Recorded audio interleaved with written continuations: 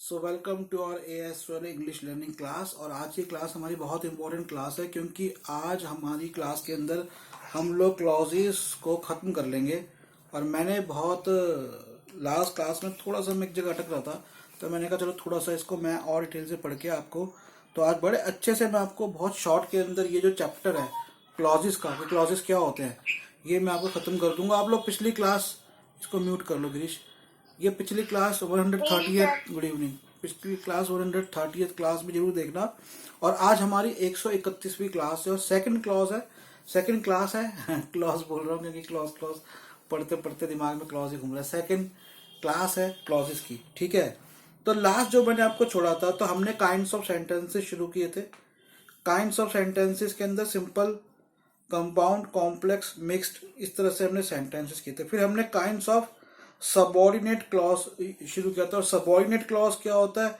वो क्लॉज जो कि डिपेंड होता है अपने प्रिंसिपल क्लॉज के ऊपर, उसका जो मीनिंग होता है प्रिंसिपल क्लॉज से पूरा होता है। इस काइंड के अंदर हमने सबसे पहले नाउन क्लॉज शुरू किया था। नाउन क्लॉज के बाद हम करेंगे एडजेक्टिव क्लॉज करेंगे, और एडजेक्टिव क्लॉज के बाद हम एडवर्बल क्लॉज करेंगे। एडवर्बल क्लॉज, ठीक है। तो नाउन क्लॉज, एडजेक्टिव क्लॉज और एडवर्बल क्लॉज। तो नाउन क्लॉज के अंदर हमने शुरू किया था, जो सबसे पहला था सब्जेक्ट टू ए वर्ब। अब देखो, ये सारे जितने भी जाएंगे, ये है क्या चीज? तो सबसे पहले तो समझ लो क्लॉज क्या होता है? कथन, या किसी वाक्य का एक कथन, एक हिस्सा, एक खंड, नॉट कथन, खंड। तो एक हर वाक्य में एक खंड, दो खंड, तीन खंड, या ज्यादा खंड भी हो सकते हैं। तो इसको सबसे पहले कि ऐसे भी समझो कि कई बार अगर आप पुराने राइटर्स को पढ़ोगे, और जैसे मैंने डॉक्टर BR अम्बेडकर जी को पढ़ा है, तो उन लोगों के पुराने जो उस जमाने के जो राइटर्स थे, और आज भी कुछ राइटर्स हैं अच्छे, उनके सेंटेंसेस कई बार 8-8, 10-10 लाइनों जितने लंबे सेंटेंसेस होते हैं। और वो जो इतना लंबा एक सेंटेंस शुरू होता है, उस सेंटेंस के अंत में जाकर वो फुल स्टॉप लगाते हैं, या फिर वो क्वेश्चन मार्क लगाते हैं, या फिर वो एक्सक्लेमेटरी साइन लगाते हैं। तीन ही लगेंगे, question mark, full stop, exclamatory sign. वो इतने लंबे सेंटेंसेस के अंदर भाई उनको अलग अलग सेंटेंसेस जोड़ के तो 10 लाइनों का एक लंबा सेंटेंस बनाते हो ना, अलग अलग क्लॉजेस को जोड़कर, तो अलग अलग खंडों को जोड़कर। तो यहां समझो कि क्लॉजेस क्या होता है। और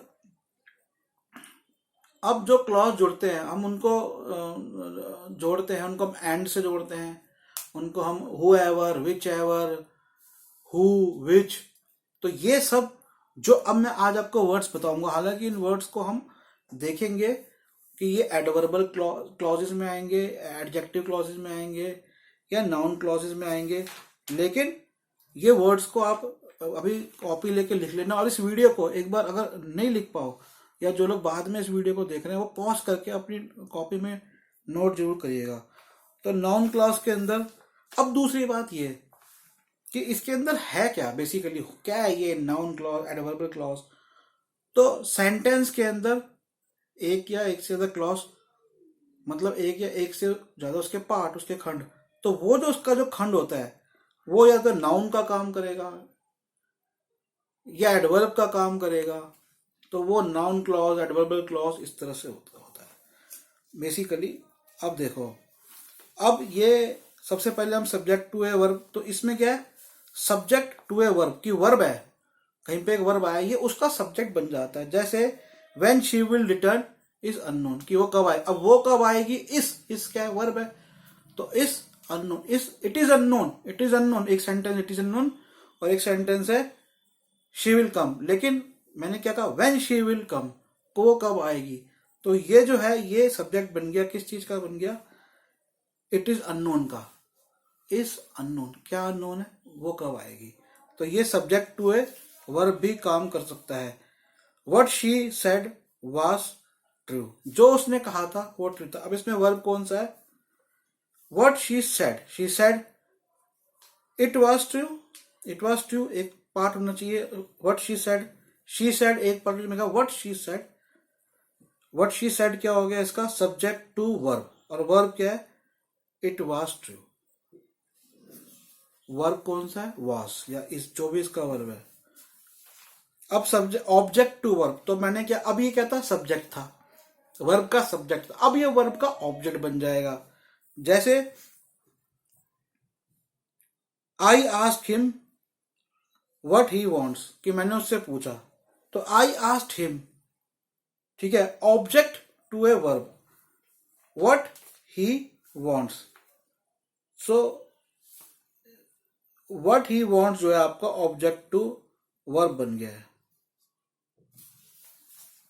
आई asked him what he wants.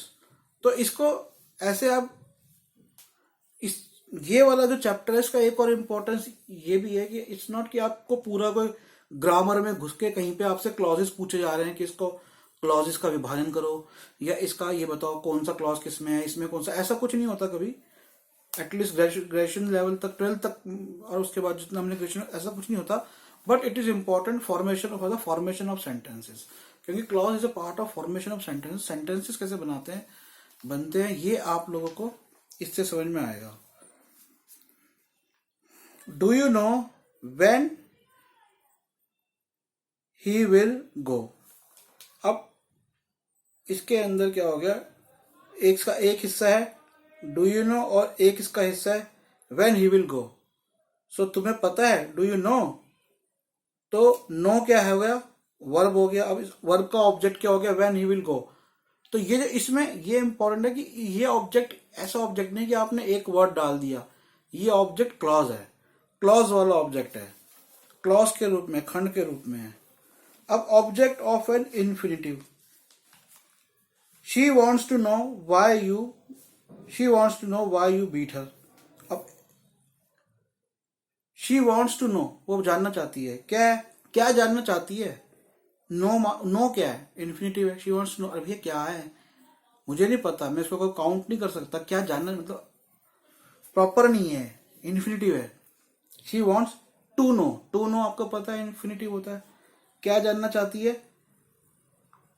अब वो जो उसका हिस्सा होगा वो इसका ऑब्जेक्ट, वो क्लॉज कहलाएगा object to infinitive. Why you beat him. She is sad to know that you have failed. She is sad to know, क्या sad to know, you have failed. अब ऑब्जेक्ट टू प्रेपोजिशन, प्रेपोजिशन क्या होता है, for, bye, ऐसे preposition होती है, तो इसका ऑब्जेक्ट बन जाता है कई बार ये। जैसे आई एम नॉट हैप्पी, मैं हैप्पी नहीं हूं, by what she said, by what she said. तो अब बाय को हटा दो, I am not happy, what she said, by what she said. तो व्हाट शी सेड जो है ना वो उसका ऑब्जेक्ट बन जाता है। Object to a participle, participle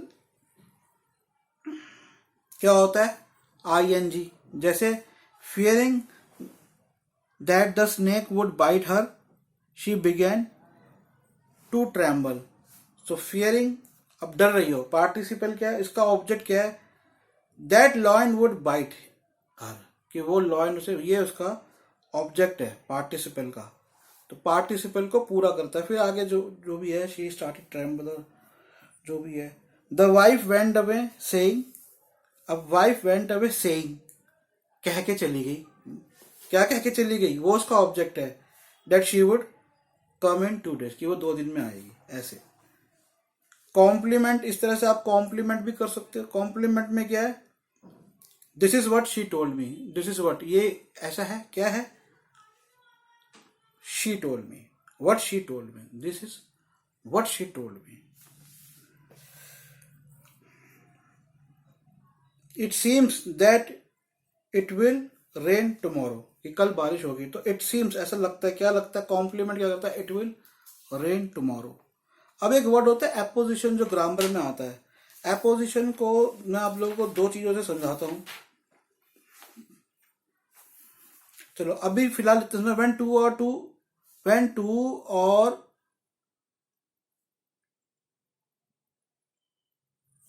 when two noun phrases in a sentence, in a clause, and they refer to the same person. Basically यहाँ पर होती है when two or more, जब 2 या 2 से ज्यादा फ्रेजेस हो एक क्लॉज के अंदर और वो सेम पर्सन या थिंग की तरफ इशारा कर रहे हो, तो उनको हम एपोजिशन कहते हैं। ठीक है, अब देखो, the idea that mask reduces the risk of COVID virus seems to be true. तो इसमें इसको ऐसे में आप लोग को इतना इजीली समझा नहीं सकता क्योंकि थोड़ा सा डिफिकल्ट होता है, बट इसको हम छोड़ देते हैं.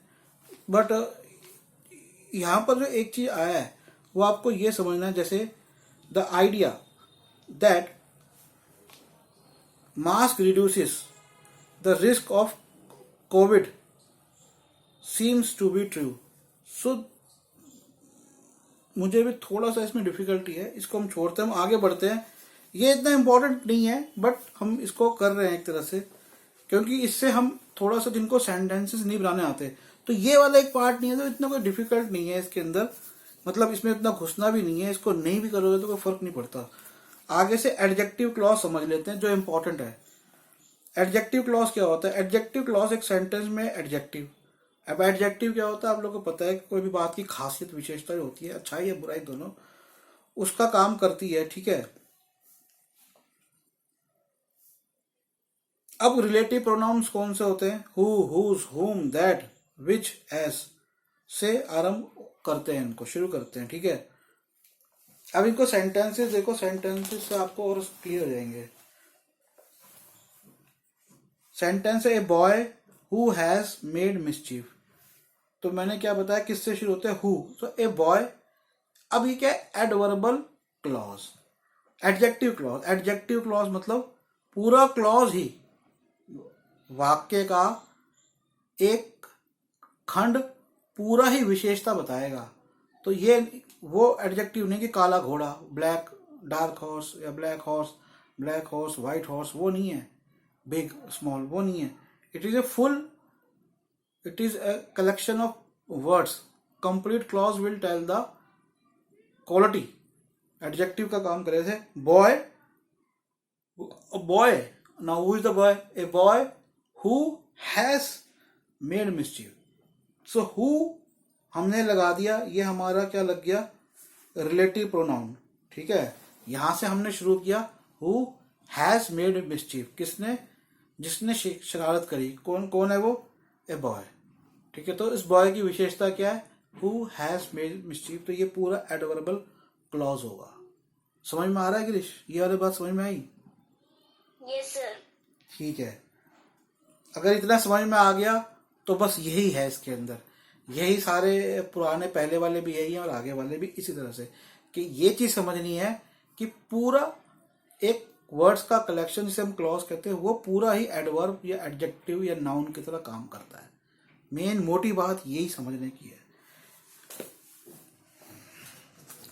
Do you know the time when she will repay her loan. अब क्या कर रहा है? Do you know the time. क्या तुम्हें टाइम पता है? अब कौन सा टाइम? उस टाइम की विशेषता क्या है? व्हेन शी विल रीपे हर. तो वो जो she will repay her loan, ये पूरा एडजेक्टिव है. लेकिन ये एडजेक्टिव कैसे बना? जब मैंने when she will repay her loan ऐसे पूरा किया. ऐसे बहुत से एग्जाम्पल्स आप करोगे, अगर आप देखोगे तो आप आपके लाइफ में, मतलब जब रीडिंग करोगे तो आपको पता लग जाएगा. दिस इज द प्लेस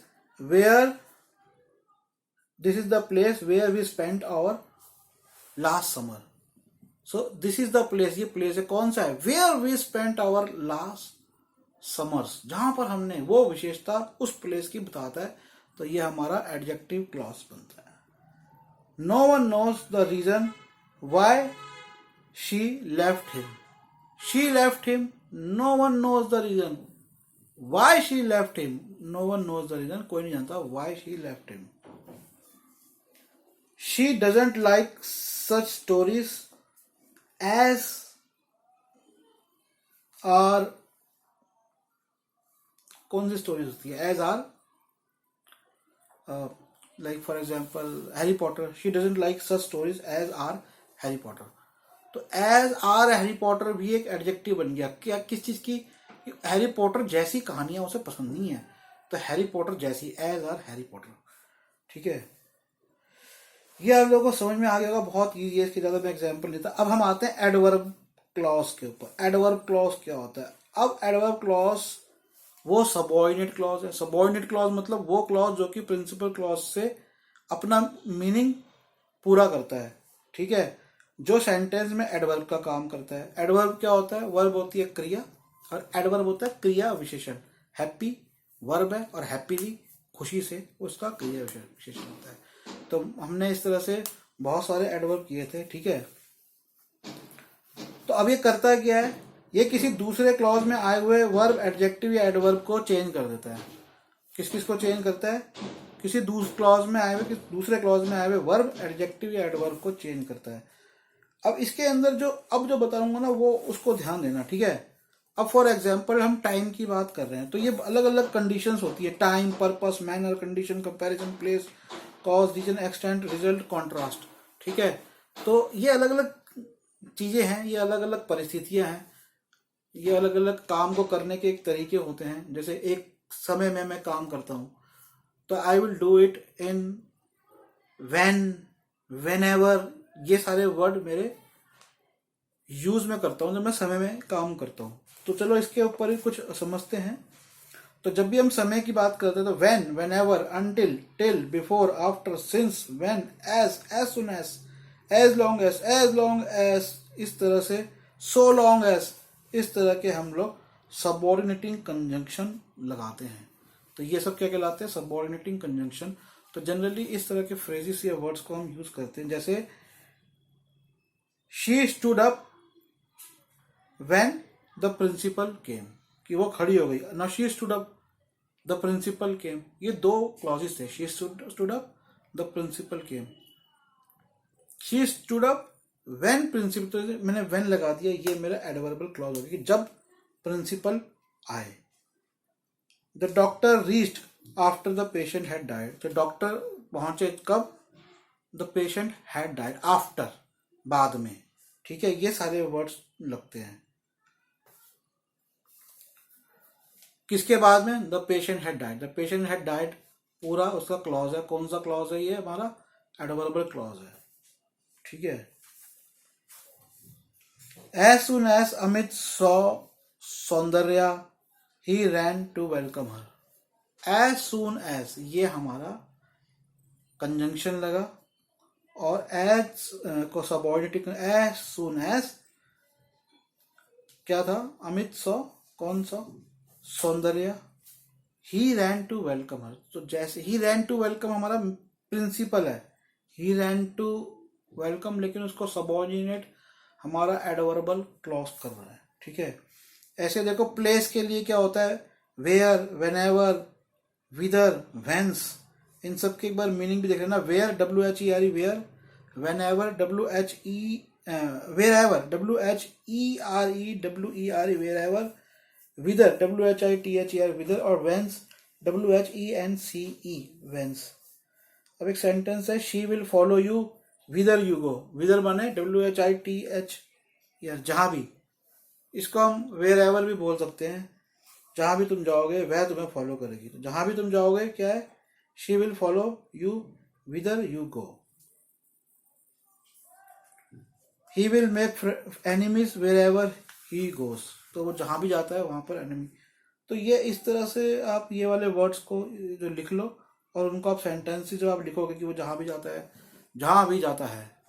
अब ये जहां भी जाता है उसका क्या हो गया? ये उसका एडवर्बल क्लॉज हो गया। जहां भी, कहाँ? मैंने ये नहीं कहा कि यहाँ जाता है, वहां, जहां भी जाता, जाता कहाँ? जहां भी, वेयर।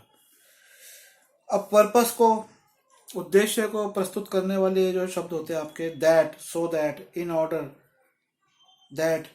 That, lest. जैसे you work hard so that you could clear the exam, so that you could clear the exam, ठीक है। You work hard. लेस्ट क्या होता है? Work, walk carefully lest you should sleep, ध्यान से चलो जिससे कि तुम, लेस्ट माने जिससे कि तुम।